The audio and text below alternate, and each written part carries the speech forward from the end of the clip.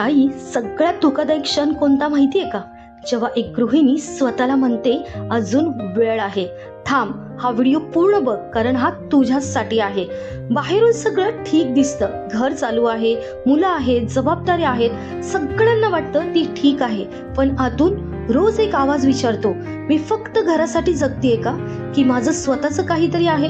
सुरुवातीला हा आवाज हलका असतो, आपण दुर्लक्ष करतो, आता नाही, मुलं लहान आहेत, घरची कामं संपत नाहीत, नवऱ्याला सपोर्ट करायला हवं, माझं काय नंतर बघू. आणि हो, हे सगळं खरं आहे, पण पूर्ण सत्य नाही. कारण वेळ कधीच अचानक संपत नाही, ती हळूहळू निघून जाते. आणि मग एक दिवस तुला जाणवतं तुझ्या सारख्याच गृहिणी पुढे गेले आहेत. काहींनी छोटासा निर्णय घेतला, काहींनी स्वतःचा वेळ काढला, आणि काहींनी स्वतःचा आत्मविश्वास परत मिळवला. आणि तू अजूनही कधीतरी मध्ये अडकलेली? खरं सांगू, गृहिणी अपयशी होत नाही, ती स्वतःला संधीच देत नाही. आणि सगळ्यात जड ओझं काय असतं माहितीये? मी केलं असतं तर, मी पुढे गेले असते तर, माझंही काहीतरी झालं असतं तर.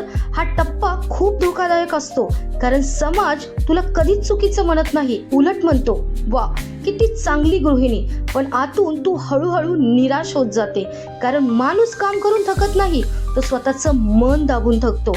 आणि मग एक दिवस असा येतो जेव्हा तुला समजतं, मी अजूनही तिथेच आहे, मागेही नाही गेले, पण पुढेही नाही गेले. आणि वेळ ती थांबत नाही. इथे दोन प्रकारच्या गृहिणी वेगवेगळ्या असतात.